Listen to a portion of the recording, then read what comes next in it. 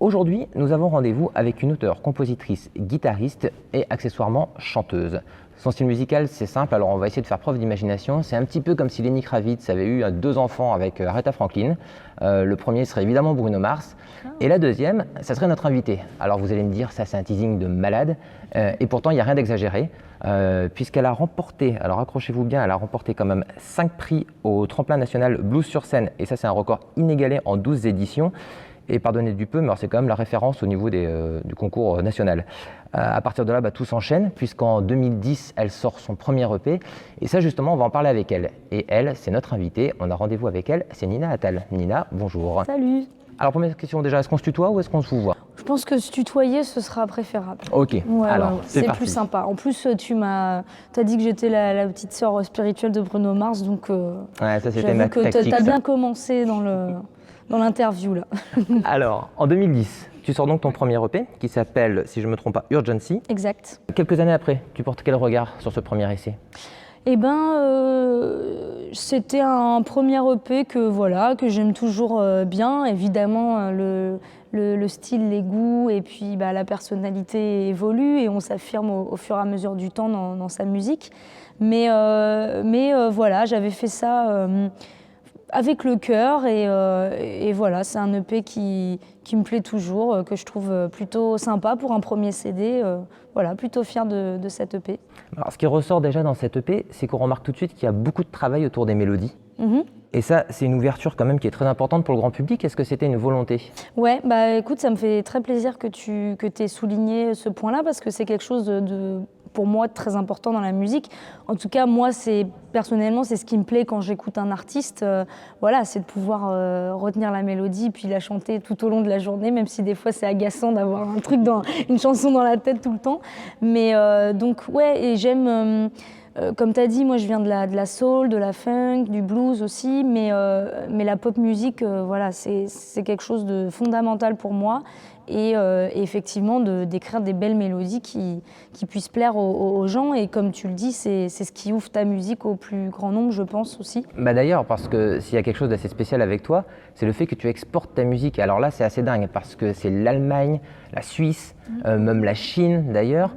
Et nous, on est super fiers de voir une artiste française passer les frontières avec son art comme ça. Elles sont arrivées comment ces opportunités?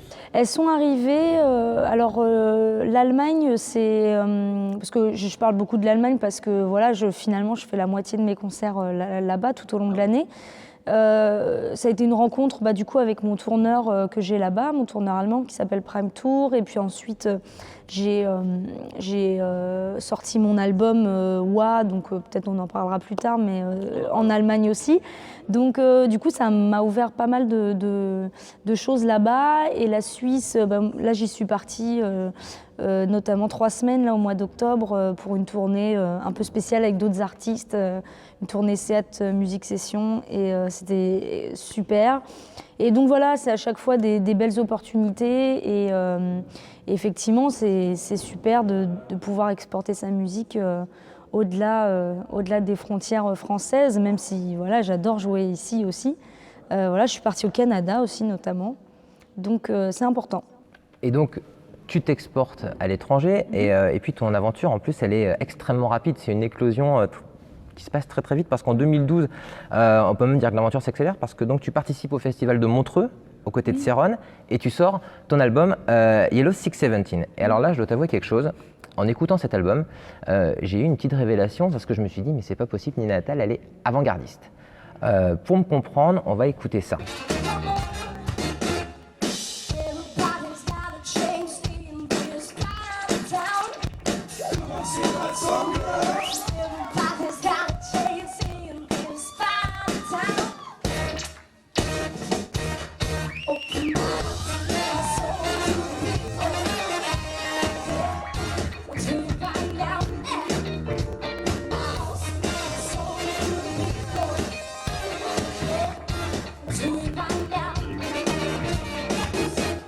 Ça vous rappelle personne?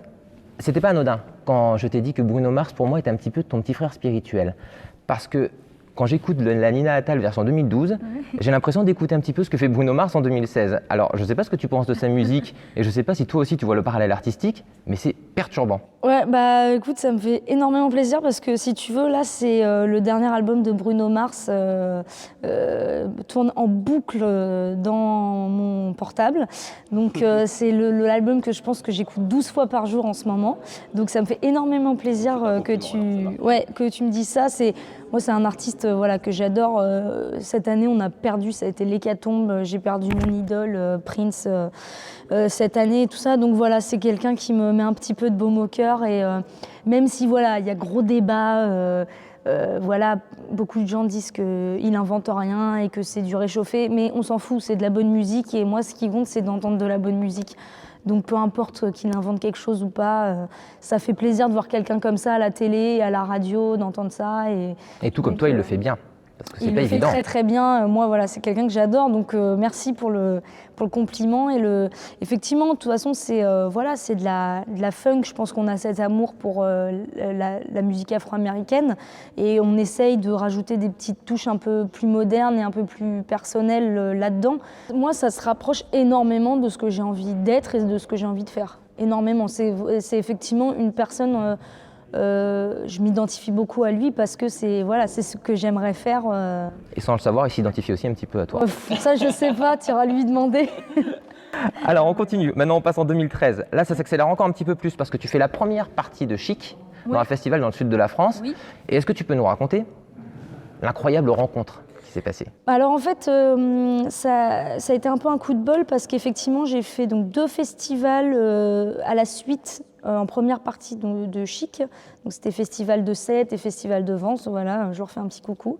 Et en fait, donc on a joué donc 2 fois de suite, et du coup, ce qui a permis, je pense, d'aller vers ces musiciens et donc de parler un petit peu, puisque voilà, ils sont pas amnésiques, ils nous avaient vus la veille, donc ah bah ça va, machin.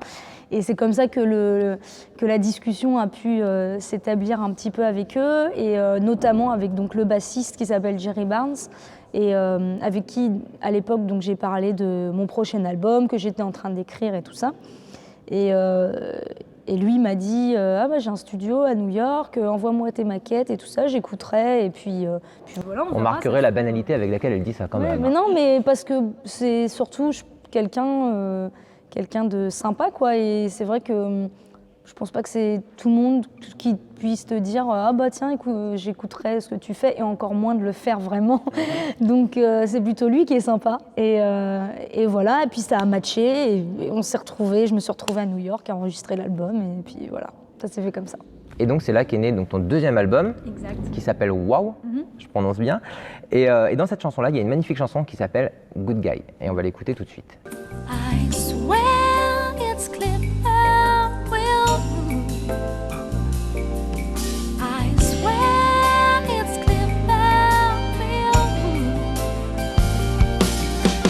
swear it's clear will I swear it's clear will I swear it's clear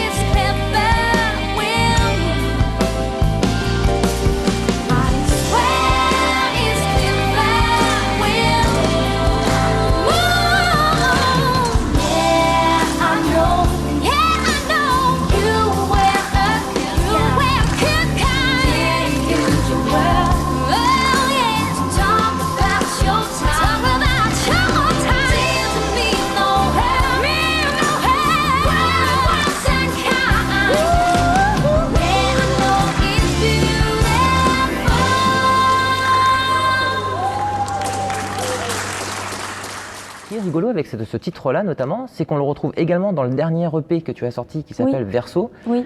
Et c'est une version un petit peu plus épurée, avec plus de cœur. Et j'ai comme l'impression que Nina Attal est en train de nous habituer à ce que va être son 3e album et qu'il y a un nouveau chapitre qui est en train de s'écrire. Alors est-ce que c'est une bonne intuition? Ouais, c'est une bonne intuition. En tout cas, c'est vrai que c'est un titre qui a pas mal plu, et donc on en parlait tout à l'heure en coulisses, sur lequel j'ai fait aussi un petit clip, voilà, qui était un peu rigolo à faire. Et en fait, Là, effectivement, je prépare le prochain album. Je suis en train de l'écrire et voilà, il y a beaucoup de choses qui changent effectivement dans ma musique, même si voilà, fondamentalement, ça reste quand même très funky, très groovy. Mais dans la formation, même sur scène, voilà, j'ai un nouveau groupe. Donc il y a plein de choses qui se mettent en place. Et c'est vrai que Verso, c'était un CD beaucoup plus épuré avec le trio du coup, donc avec lequel je joue là ce soir.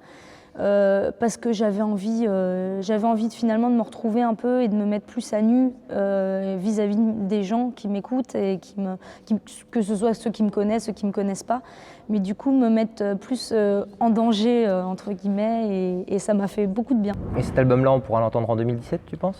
Ouais. Normalement, oui. Bah, vivement, Ouais. super. Ouais. Et on parlait de la scène, et puis tous ceux qui t'ont vu sur scène s'accordent à dire que tu es un petit peu comme une machine de guerre, parce que la scène, tu l'aimes, et puis elle te l'a bien rendue, parce que finalement, les premiers concours, c'était sur scène, les rencontres professionnelles, c'est grâce à la scène. Oui, exact. Le plus important, la rencontre avec le public, évidemment, ça a été aussi sur scène.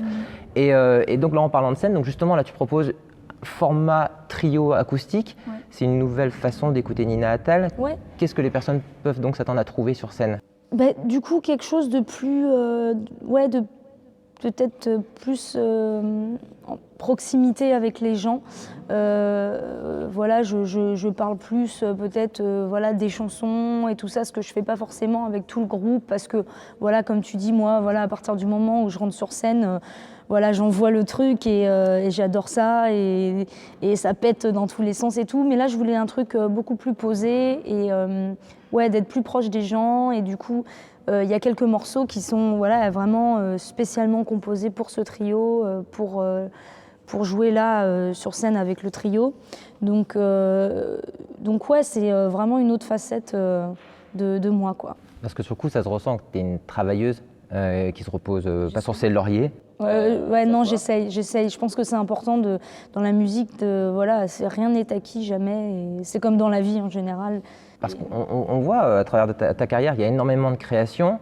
Même si tu ne le montres pas, on voit aussi qu'il y a beaucoup de remises en question. Et c'est important pour évoluer et pour durer de toute façon. Je pense. Donc, à la veille de la sortie du 3e album, après 450 concerts, 20 000 albums vendus, c'est quoi tes ambitions pour ce 3e disque? C'est finalement de vraiment m'affirmer, d'affirmer ma musique et de dire voilà, encore plus qu'avant, Nina Attal, c'est ça, quoi. C'est ça, c'est cette musique-là et c'est ça sur scène. Et voilà, je pense que on aspire tous à finalement s'affirmer et avoir son propre style, comme voilà, les plus grands ont pu le faire. Ou voilà, dès que tu entends une note ou un truc, une musique, je sais pas, de Stevie Wonder, comme tu disais, Lenny Kravitz, ouais, c'est lui, ok, j'ai compris. Et voilà, on aspire tous à ce que les gens puissent faire ça avec notre musique à nous. Donc, Déjà, et tu verras, ça se confirmera avec le temps. Quand on écoute une chanson de Nina Attal, je peux te dire que déjà la voix, on sait que c'est Nina Attal. C'est très gentil. Alors, maintenant je vais être moins gentil. On va passer à la deuxième partie de l'interview. Tu nous as montré que tu étais une battante, donc il n'y aura pas de problème, tu sauras répondre à nos questions impossibles. Tu n'as le droit dans ta carrière qu'à un seul duo. Je te propose soit Bernhoft, il me semble que c'est un artiste que tu aimes beaucoup, un artiste norvégien, ou ton idole, Stevie Wonder. Tu choisis qui? Bon, j'aime bien Bernhoft, mais bon, quand même, je vais choisir Stevie. Je pense que c'est le truc. En plus, là, je sais pas pourquoi, je me sens mal. Ils sont tous en train de mourir, donc je vais me dépêcher pour faire un duo avec Stevie Wonder. Je vais jouer tactique. Ouais, c'est ça. Maintenant, si tu devais reprendre une chanson pop sucrée sur scène, est-ce que tu serais plutôt le style Girl Power, Space Girl, Wannabe, ou l'hymne pop américain de Britney Spears, Baby One More Time? Ouais, je vais choisir les Spice Girls parce que je pense que j'ai dû danser là-dessus maintes et maintes fois en soirée, un peu alcoolisée, je l'avoue. Mais ouais, je vais choisir ça. C'est peut-être plus second degré. Et je pense que vu on te voit toujours entouré de beaucoup de mecs, je pense que tu as un petit peu l'esprit Girl Power et je pense que ça t'irait bien. Ouais, c'est vrai. Alors, question, là je pense que pour une question impossible, celle-là, ça va peut-être en être une. Yellow 617 ou Wow? Pas si impossible que ça, Wow. Pourquoi? Parce que ça a été une expérience assez inoubliable, parce que voilà, j'étais à New York pour l'enregistrer, et donc tout ça fait que j'en garde des souvenirs plus forts que forcément que le premier album. Et puis voilà, premier album, des petits regrets sur la prod, le son et tout ça. Donc voilà, j'ai plus de plaisir à écouter Wa que Yabi. Donc c'était pas si impossible que ça C'était pas finalement. si impossible. Elle confirme, elle a du courage, elle répond à tout sans aucun problème. Alors j'aime tous mes espoirs sont dans la dernière question. On m'a dit que tu étais assez gourmande. Ouais, je sais pas qui t'a dit ça, mais... C'est ce que j'ai cru voir un peu partout. Bon, alors sur le coup, je me suis dit, je vais tenter le coup, je vais lui proposer. Oh là là. Je vais lui proposer soit hop là, un petit gâteau au chocolat, Ouais. ou alors l'emblème de la gastronomie et des calories aussi en Bretagne, le kouign-amann. Ouais, je vais prendre le kouign-amann parce que forcément, je suis en Bretagne, que j'adore la Bretagne et que voilà, j'ai envie de faire honneur à votre région. Faut que je le mange maintenant. Alors comme elle est super gentille, sur le coup, on va lui offrir les deux. On fait notre dernière c'est trop rubrique. gentil. Notre dernière rubrique et puis après je te laisserai manger ça. Du coup, je peux manger les deux, donc tu vois. Question pas si impossible. C'est le quoi. courage récompensé. Ouais. Allez, maintenant, donc avant de manger, c'est parti pour la dernière rubrique. Et là, c'est le live des internautes. Avant quand même de terminer par le live des internautes, je te remercie pour ta gentillesse. Merci à toi. Le fait que tu répondes aussi simplement et avec autant d'honnêteté à toutes les questions. Bah écoute, j'avoue que voilà, tu as l'air de connaître ton sujet et ça fait vraiment chaud au cœur que voilà, quelqu'un parle aussi sincèrement, comme tu dis, de ma musique. Donc ça fait plaisir. Merci beaucoup. Et sois-en assuré qu'on va te suivre. C'est gentil. Parce que je pense que si là déjà dans les 2 premiers albums, il y a quelque chose qui est vraiment apparu, on sent que là, il y a un tournant qui est en train de se prendre. Non, mais c'est bien. On dirait presque que tu as été mon psy pendant 1 an et que tu as suivi toutes les péripéties.